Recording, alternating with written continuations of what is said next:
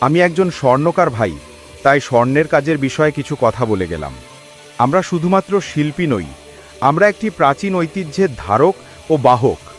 আমাদের কাজ যদি বন্ধ হয়ে যায়, তবে শুধু আমাদের রুজিরুটি যাবে না, তার সাথে দেশের মূল্যবান কারুশিল্পের ইতিহাস থেকেও একটি পাতা মুছে যাবে। সোনা তো কেবল ধাতু নয়, এর সাথে আমাদের জীবনের স্বপ্ন আর শিল্পের মান জড়ানো। এই কাজ যখন হাতে পাই না, তখন মনে হয় আমাদের মূল্যই বা রইল কোথায়। আমরা কেবল চাই এই শিল্পের প্রতি মানুষের টান আবার ফিরে আসুক আগের মতো। আমাদের হাতের কাজের কদর হোক। সরকার বা সমাজের পক্ষ থেকে যদি এই ক্ষুদ্র শিল্পীদের বাঁচিয়ে রাখার কোনো ব্যবস্থা হয়, তবে হয়তো আমাদের মতো হাজার হাজার কারিগরের মুখে আবার হাসি ফুটবে। সরকার ও সমাজের কাছে আমাদের আবেদন রইল। আর আমার স্বর্ণকার দাদাভাইয়েরা ভিডিওটি প্রচুর পরিমাণে শেয়ার করে দিন। আমি একজন স্বর্ণকার ভাই, তাই স্বর্ণের কাজের বিষয়ে কিছু কথা বলে গেলাম।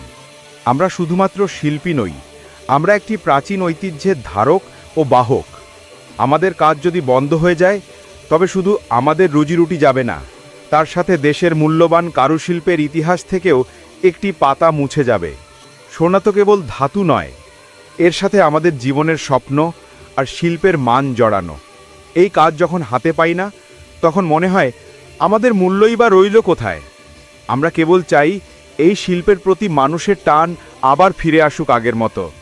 আমাদের হাতের কাজের কদর হোক। সরকার বা সমাজের পক্ষ থেকে যদি এই ক্ষুদ্র শিল্পীদের বাঁচিয়ে রাখার কোনো ব্যবস্থা হয়, তবে হয়তো আমাদের মতো হাজার হাজার কারিগরের মুখে আবার হাসি ফুটবে। সরকার ও সমাজের কাছে আমাদের আবেদন রইল।